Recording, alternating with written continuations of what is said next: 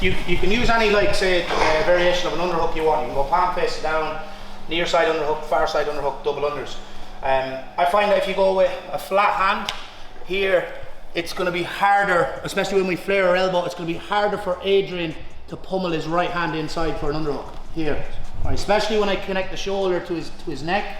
Alright, there's no space for him to kind of like pummel his hand inside, and when I flare, you can see I'm kind of like flaring his elbow past the shoulder, so it's kind of like in a weaker position. If you go palm face down, you can still get like really good control on this, but you can see now my elbow doesn't flare as much, and Adrian might be able to pummel his hand inside. Obviously we're exaggerating it a little bit, but if you go with a flat hand and you keep weight on this hand and I flare my elbow, this is just kind of reinforced with my body weight and Adrian's body weight, right? So we take the head off the center line. Now we're going to work some leg pummeling stuff. So I want to keep the stretch with my left leg. When I when I use my leg, so when I'm leg pummeling, I have to keep this hand in this position here. All right, so it's going to give me more stability. So before we leg pummel, the trick is we're going to put more weight on his upper body, or our upper body, but I connect the inside of my knee to my elbow here. All right, once I do this, it's very easy for me now, to pummel. Alright, so I can use this basically just to lift my hips, slide into the mount, or we can use this to hip switch, or if we go back one more time, we can use this to drag and cut across for our knee slice. Alright, so that's kind of like a couple of options from that position. The big thing I want you to get is connect your knee to your elbow. It's kind of like nearly like if you were practicing handstands, the way you would get, like, say, your knees connected to your elbow. So again, so here, flat hand, stretching with our left leg.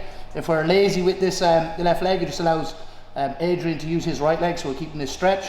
I connect my knee to my elbow. You can see our base here, and all I do is pummel.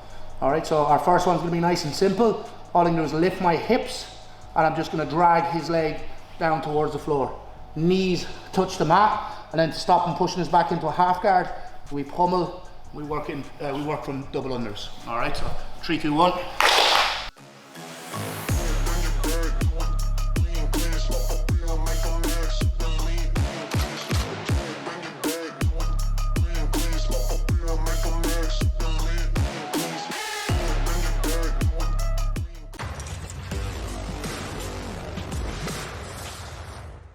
We'll just work on the hip switch from here, right? So for me, in my opinion, the hip switch is the gel that kind of like gels all your, like, say, pass in this position together. So you kind of find that maybe partners like kind of like sticky hooks, or they're just like, you know, they're able to track you a little bit.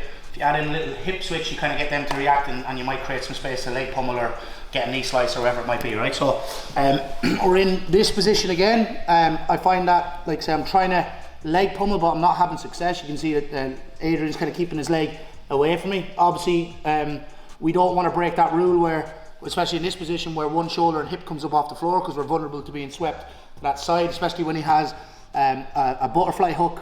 So what we're going to do for this is, when we look to leg pummel and it's not working, I'm going to go with hip switch. So I'm keeping the stretch with the left leg. All I do is basically use my thigh, the inside of my thigh and my right knee, to turn Adrian's knees in the opposite direction. Alright, so we'll go through the movement and then we'll break down the details. So it's here. Alright, so we have a couple of choices in this position. If we want to go into the mount, we put weight over the top shoulder. We stay with the strong underhook, keep taking small steps with our left leg. Head goes to the floor, and we step our right leg around where we can start to work from mount. So we'll run through that again. Again, so we level change, shoot. Trying to leg pummel here, it's not working. So we bring our knee as close as we can to our elbow, keeping the stretch on with the left leg. I use my right knee to bump Adrian's knees in the opposite direction and get his right knee touching the floor. Here.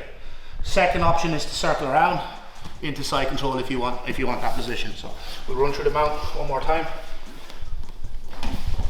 So we're here trying to leg pummel, can't reach his leg, so we hip switch.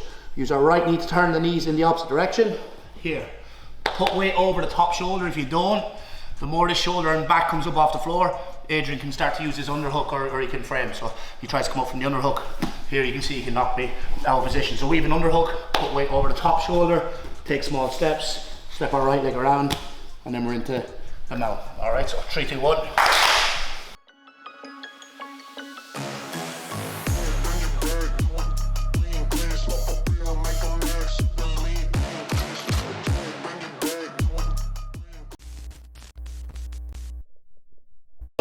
are split, we level change, I shoot, so if I'm leading with my left leg, I'm going to go with left underhook. Shoulder goes into the chest, then the shoulder goes under the chin. We're trying to lift the head off the neck. Flat hand, elbows flared, and then the head drives inwards to take his head off the center line. Anytime we want to use our legs, we want to bring weight forward. So we do this by connecting our elbow to our knee, so we can use this to leg pummel. We can work the hip switch from this position, or what we can do is we go laces to laces, and maybe if I'm just not able to drag the leg down to, or the foot down towards the floor by using the leg pummeling, all we're going to do is basically we go raise our hips higher, we get our knee into this hip pocket, and what I look to do then is keep my foot inside, drop my hips to the floor.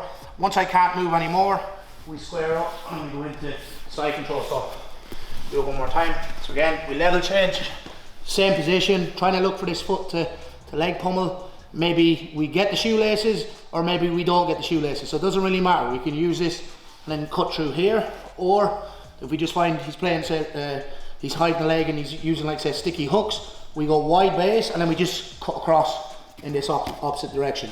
Again, when I have this underhook, I'm always driving in towards the underhook, taking his head off the center line.